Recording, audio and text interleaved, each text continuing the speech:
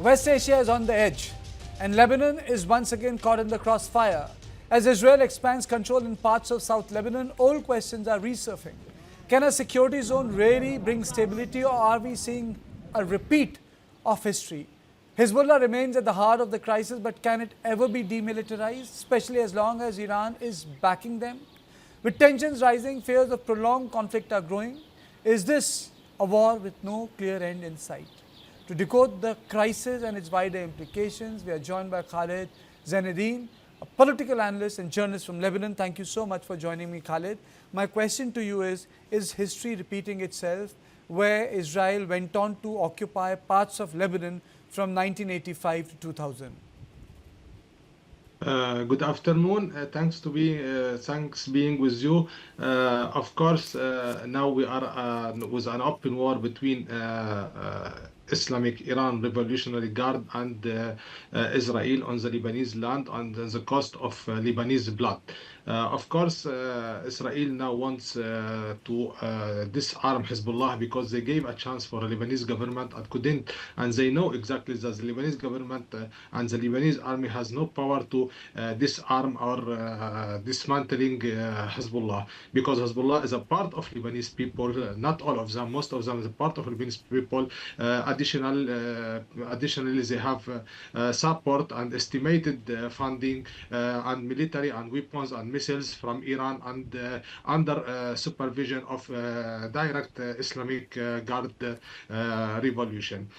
For now, Israel is working on other strategy. Now they are protracted on war of attrition. Protracted war of attrition will lead to displacement the thousands of population of Lebanese people from the south to internal cities of Lebanon, to Beirut, to north, to other cities. This will reflect on the Lebanese society in culture and economic and social and security. This will lead to an internal conflict, an internal civil war, similar to civil war, which Khaled, my question is very simple. Do you think that Hezbollah can ever be demilitarized? Is it a possibility? This is a great question, but briefly, it's 2 points. I told you, through protracted war of attrition, which will make a civil war in Lebanon, create, or Iran, second point, Iran aspire to be a regional country, and Iran has a popular force faction in Iraq, and has Fatimiyun, and has Hezbollah, and has Houthi, and they are a great cards with Iran on the table of negotiation with United States of America and Pakistan. They will use it, and they must use it as a bullet, and they must burn it because of Iranian influence in the Middle East. Okay, now this brings me to another question. Do you think that this crisis will continue because the Americans are not part of the negotiating table as of now, because Iranians are not going to be there? So there is a bit of a crisis there. Both of them have taken a very tough position. Sure, because now it's a conflict of influence.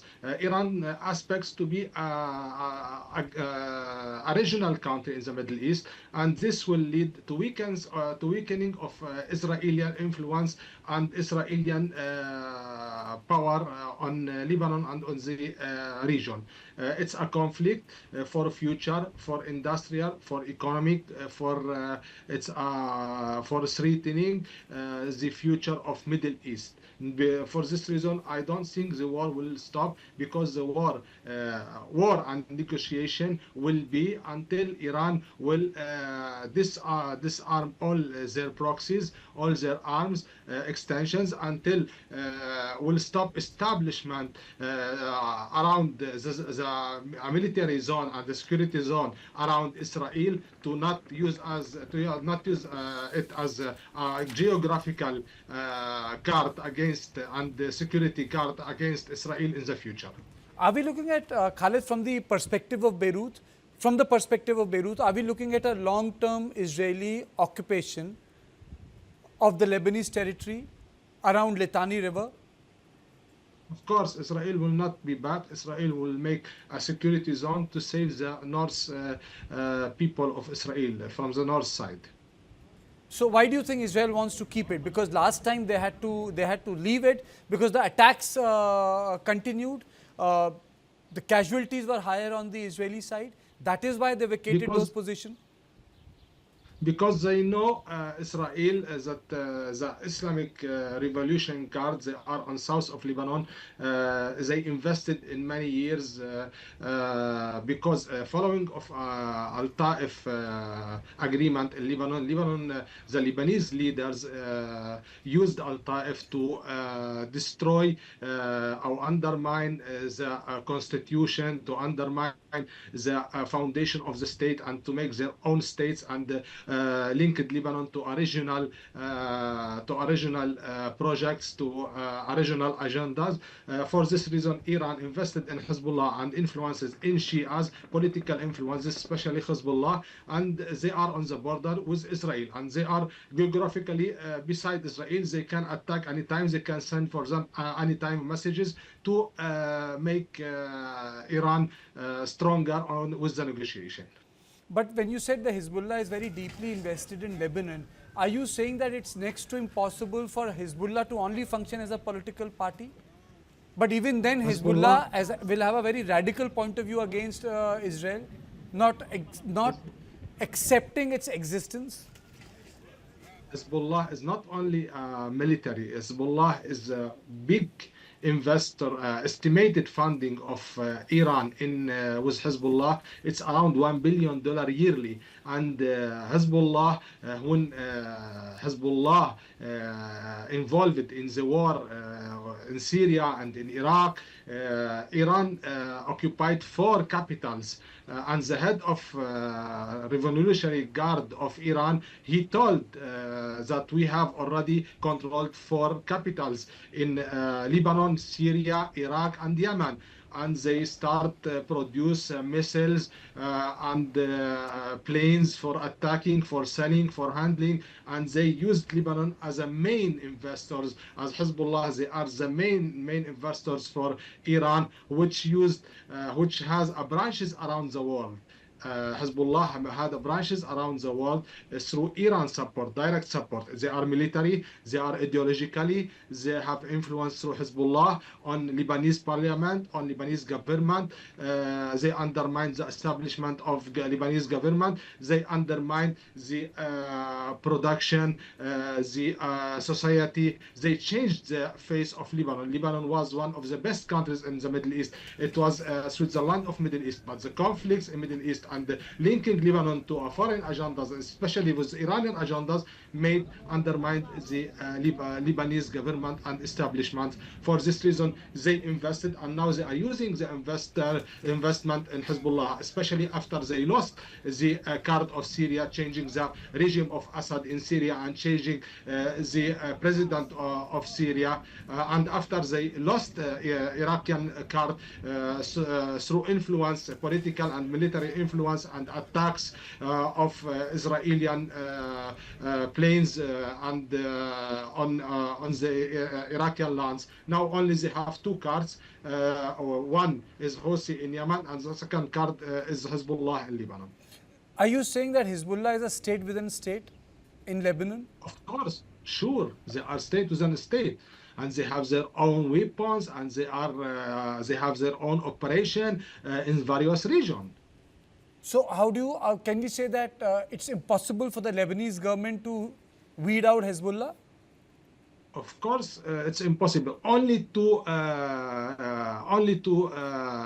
reasons can disarm Hezbollah or demilitarized Hezbollah. As I told you, through a long, protracted war of attrition, it will displace the population of southern from south of Lebanon to north of Lebanon and to Beirut and to other cities. This mixed between different cultures, different ideological, will make a strife in Lebanon, will lead to destroy Lebanon, and will lead for a civil war between Lebanese. This will weaken Hezbollah. And second point, as I mentioned before, Iran aspires to be a regional country, and to have an influence with new economical system in the Middle East. Will use the card of Houthi and Hamas and Jihad and most of factions, Palestinians or Lebanese or Iraqi or Yemen, to win in the end. So there cannot be lasting peace till there is an Iranian intervention in Lebanon. That's what you are saying? That unless and until you curtail Iranian influence in Lebanon, there cannot be any peace with Israel? Only, as I told you, peace with Israel, it need to be, it need first to disarm all factions, all military factions, and to be back to judiciary, to legitimacy, the decision of war and internal and external defense must be in the hand of Lebanese government. In such situations, the government will decide the peace with Israel and the negotiations with Israel, agreement with Israel. But most of Lebanese people, they want now a peace with Israel. Okay. So what's your assessment of the talks that happened in Washington? And what are your sources saying? Where did the talks go? Because obviously it didn't lead to a resolution, but it led to sort of a ceasefire. So what's your larger assessment of the talks in Washington?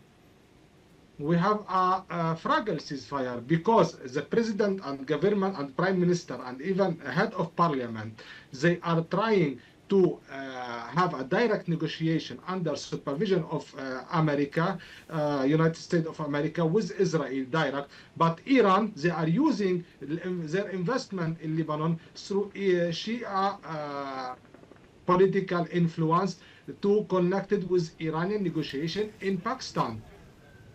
So do you think this will not have a positive outcome? Pakistan is already part of negotiation. Your assessment? It's not. It's not because negotiation in Pakistan or negotiation in India or in America or China.